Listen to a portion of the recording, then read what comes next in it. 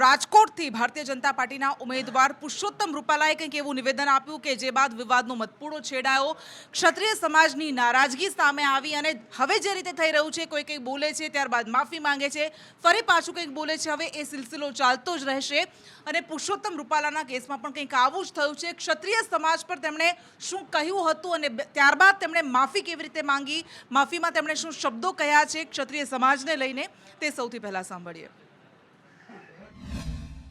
અને બીજા ખૂબ રહ્યા, અંગ્રેજો ખૂબ રહ્યા અને એને દમન કરવામાં બાકી નહોતું રાખ્યું છે અને મહારાજાઓ નિમ્યા, એમણે રોટી બેટીના વ્યવહાર કર્યા, પણ મારા રૂખી સમાજે ન તો ધર્મ બદલ્યો ન તો વ્યવહાર કર્યો, એને સૌથી વધુ દમન કરવામાં આવ્યું હતું, પણ એ નતા હટ્યા।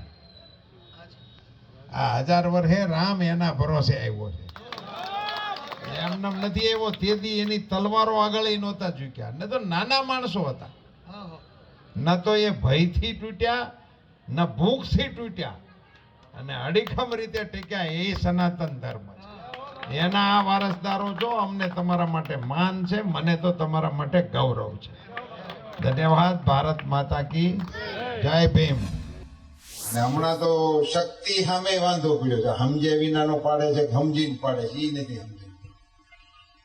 ઓકે, શક્તિની ઉપાસના કરવાનું કીધું, તેની શક્તિ પકડી, એની સામે જોશે। એટલે એવું બધું હાલ્યા રાખે આ દેશમાં। આ દેશ એવાના ભરોસે છે નહીં, વિરોધ કરનારાઓના ભરોસે છે નહીં। આ દેશમાં કે દિવસે રાવણે હરણ કર્યું હતું તારીખ નથી રામાયણમાં, કથાથી આપણે જાણી છીએ સીતાનું હરણ કર્યું હતું, એ તારીખ હજી કોઈ જાણતું નથી, પણ જે દીનું હરણ કર્યું તે દીના પૂતળા બાળે હજી બંધ નથી થયો આ દેશ। આ દેશ ભૂલતો જ નથી, અમુક અમુક ઘટનાઓને આ દેશ કોઈ દી ભૂલતો જ નથી, એમાંથી પરંપરાઓ નિપજે છે। અને બીજા ખૂબ રહ્યા, અંગ્રેજો ખૂબ રહ્યા અને એને દમન કરવામાં બાકી નહોતું રાખ્યું છે અને મહારાજાઓ નિમ્યા, એમણે રોટી બેટીના વ્યવહાર કર્યા, પણ મારા રૂખી સમાજે ન તો ધર્મ બદલ્યો ન તો વ્યવહાર કર્યો, એને સૌથી વધુ દમન કરવામાં આવ્યું હતું। મારો આશય માત્ર ધર્મીઓ દ્વારા આપણી સંસ્કૃતિ ઉપર અને આપણા દેશ ઉપર થયેલા જુલ્મોનું નિરૂપણ કરવાનો હતો। સહેજ પણ રાજવી પરિવાર કે ક્ષત્રિયોને નીચા દેખાડવાનો મારો કોઈ આશય કે ઈરાદો ત્યારેય નહોતો, અત્યારેય ના હોય અને ભવિષ્યમાં પણ ના હોય।